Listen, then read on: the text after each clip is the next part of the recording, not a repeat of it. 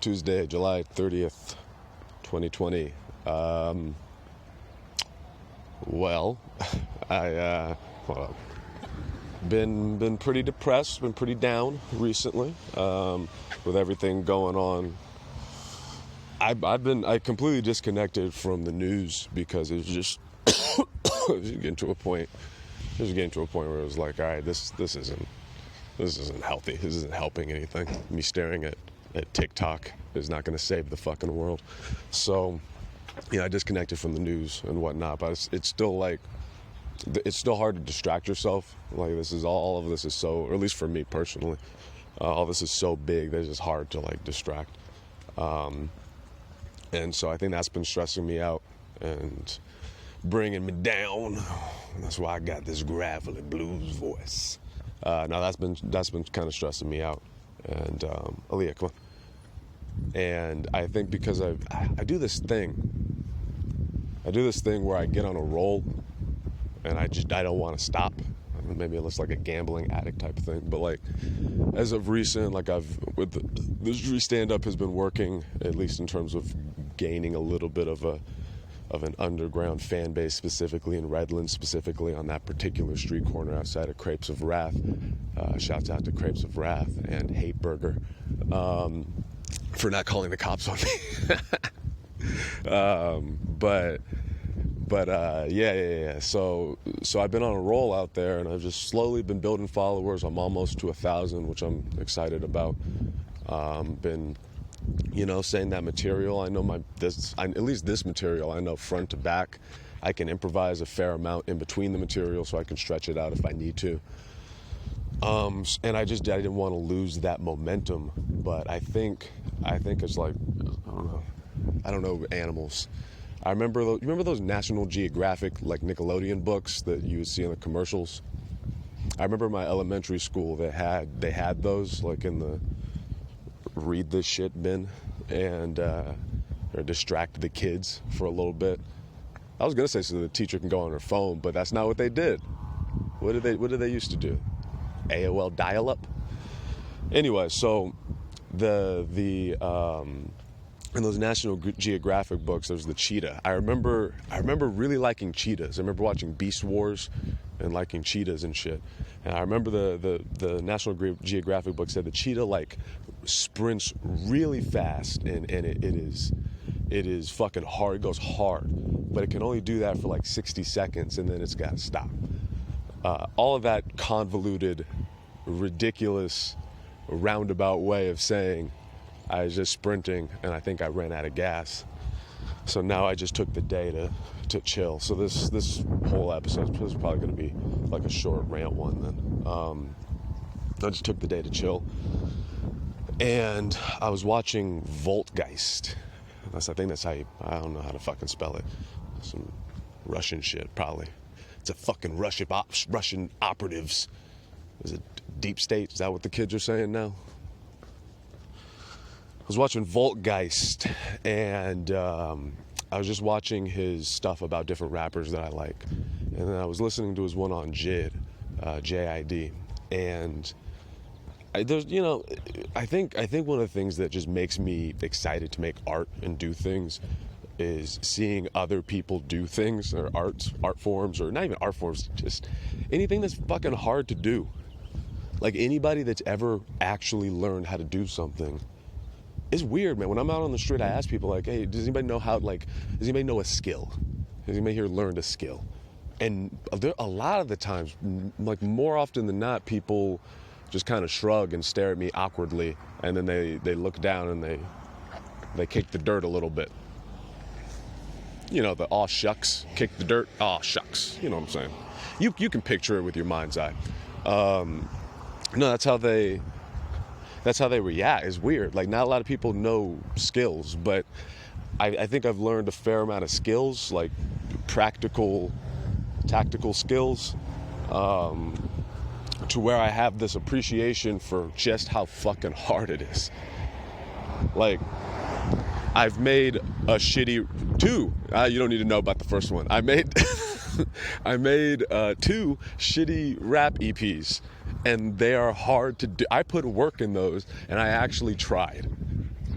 I deserve an A for effort. Give me one of those little golden stars. I missed the golden stars. I used to try to rack up those golden stars for perfect attendance because my family wouldn't let me not go to school even if I was sick. All right, so, what was I talking about? Oh fuck. Oh, that's right. So I was watching the one on JID, and it was just inspiring. It was nice. It was nice to see. Yeah, it was just really nice to see and like hear about someone else's process and progress and success and all that. It just, it just makes me want to do it, but it in a fun way, not in a like, you gotta rush, you gotta get there, you gotta get out of your fucking day jobs, man. You gotta sell that merch, gotta sling them stickers, which by the way, thank you everybody who's been buying stickers and shirts and shit. It's been crazy. Been going to the post office. Anyway, so I was watching that, and that made me feel a little better and made me feel like the willingness to get out of bed and take a walk. And and so then I just posted, literally just a second ago, I posted a little thing on my story about how I'm going to film my own little comedy special, which is what I'm going to do. I'm doing it on, hold up, more dogs. All right, I think it's far away now. Yeah, filming a little comedy special. So I think I said it in one of the episodes, Dave Chappelle's 846. Maybe I said this, actually, I don't remember, but I watched that and I was like, oh, all right, well, I could do that. Like, oh, shut up. You ain't gonna do shit. Obviously not the skill of Dave Chappelle and all the stuff he's doing, all that. But like, I can make a camera. I have a filmmaker friend. We've made short films. I can make a static camera shot. I can do that, and I can say the same shit I've been saying on the street. That similarity I was feeling when when I'm on the street, it just feels so similar that it only makes sense for me to be like, all right, I'll try. Well, I have some shit to lose. I mean, why not? I mean, if the world ends, honestly, I'm getting to this place where it's like, if the world ends tomorrow, I need to at least say I made a comedy special. If nothing else, I get that out of it. So that's how I'm approaching it. It's just to practice, to try to do something. And I'm not using any real material I've been building up. I'm just going to tell spoilers, I guess. I'm going to tell, what was I going to do? 3 stories? There's going to be a whole motif to it. It's going to be short. It's going to be like 30 minutes. I'm going to tell the first time I got called a nigger. Then, okay, it's gonna have a thematic process to it. So it's first time getting called a nigger, and then as a child, like a 8-year-old, and then moving up, getting older, and the stakes getting a little higher with the skinhead story in middle school, and then going from there to so pointing out that as you get older, this is just from my own experience as a Negro man, as you get older, the stakes get higher. So as a kid, it's like someone yells a mean word at you. When you get to like teenager age, now we're getting to violence. And then to step it up even further, I'm going to bring up the story when I was in church with my youth leaders and whatnot, and that is to show that not only do the stakes get higher, but people that you would think would treat you with some level of fucking respect in that situation do not, and they run the game. They control everything, and so it's supposed to show that. I'm also going to try to make it clear that I don't want, with the church one, I don't want people to like look for these people or anything. These are people I still give a shit about. Like I grew up with them and they've helped me in other ways in my life, but the point still stands. That's fucking traumatic. So I was going to do that, and then what was I was gonna end with something. Hold on a second. That's right. Okay. Then I was gonna end on, there is one joke I did write a while ago about how people used to call me a good, air quotes, black person because of my demeanor and the way I speak and, you know, how I deal with and interact, where I grew up in general. People would say I act white or whatever dumb shit that I've been talking about for forever. So I'm gonna bring that up. So through all of this, through all of these stories, and there's so many others, but through all of these particular stories, there's gonna be a little bit of a narrative flow to it. And it's gonna, I wanted to show the different angles of this, and that even someone like me, who is arguably very reasonable, has been told, now, okay, well, maybe not reasonable. I can get mad too. There's a video out there, I'm sure. But is willing to listen, is willing to change their mind, is willing to be patient. So someone like me, who's always been a debater, will talk it out with someone. Even someone like me is going through this stuff, and I've been saying this stuff for so long that, like, if I can't escape this, then there's a real problem, because it's all about me. I better not word it that way on stage.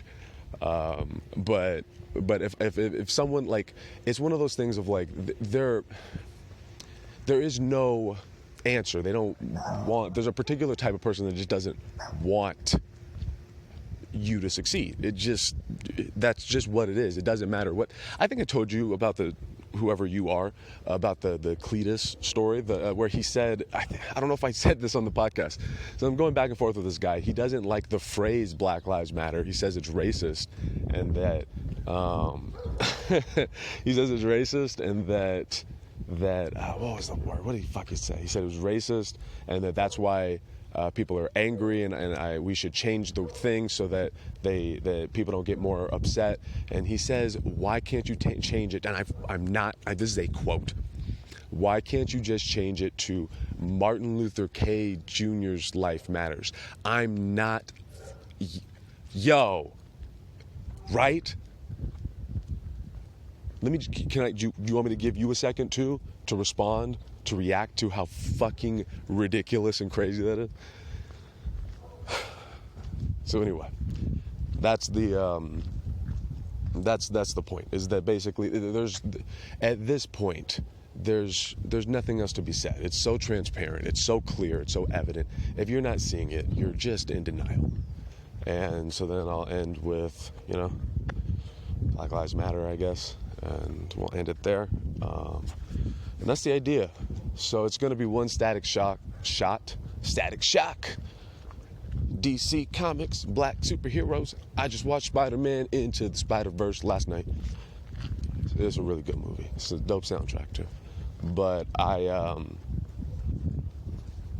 one Static Shot, and we'll have a little opening, all that stuff, make it a little cinematic.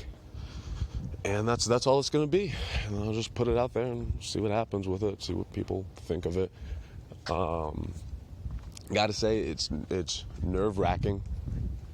It's very anxiety-provoking, because I'm going to do it. Even if nobody shows up, I'm going to do it. I mean, my goal is like 10 to 15 people. Yeah, I would say my goal is like 10 to 15 people. That's not an unreasonable amount to go for, considering how much merch I've sold and like how many people I've talked to on the street in that particular area. So I'm confident that there will be people, but even if there isn't, I'm just gonna, this is old school episode. What was the dude? He's Johnny Gold. He told me about him. Hold on a second. Okay, there you go. Drew Michaels. I for the old timey listeners, for the long time listeners of this, then you remember my Drew Michaels phase, when I talked about Drew Michaels a lot in that special. Drew Michaels, HBO, Drew Michaels. And to catch anybody up who doesn't know about this guy, so he's a comedian, very dark, And I don't know if you say alt, I don't know, but he has a very unique style, and he did this comedy special on HBO. It's directed by Gerard Carmichael, where he does the special, but there's no audience, and it's interspersed with other shit. It's hard to explain. You just gotta watch it. It's interesting. I won't say it's good, because I know that it's definitely not going to be a lot of people's cup of tea, but it's definitely interesting. So I watch, yeah. So even if 0 people show up, I'm just gonna do it. I've told the stories before. I'll just perform to the camera. I don't give a shit. The point is to try to do it and to just get the fucking story out there, I guess. And I think it'll add some, not finality. I'm sure I'll say this shit again, but it'll add some closure to some of those stories, right? Like, now it's been put down. I don't need to repeat it over and over again. I can just say, hey man, just go watch this fucking thing if it turns out at all okay. Which it may not, especially the sound. The sound's gonna be, oh fuck. We're using a Zoom recorder, and we're just gonna have to put it by the camera. We're gonna have to use scratch sound just in case. Like, it's probably not going to be, it's probably going to be pretty bad, actually, but whatever, it's still going to be fun. So that's about that. So if, one person that would probably like this, please share it with them.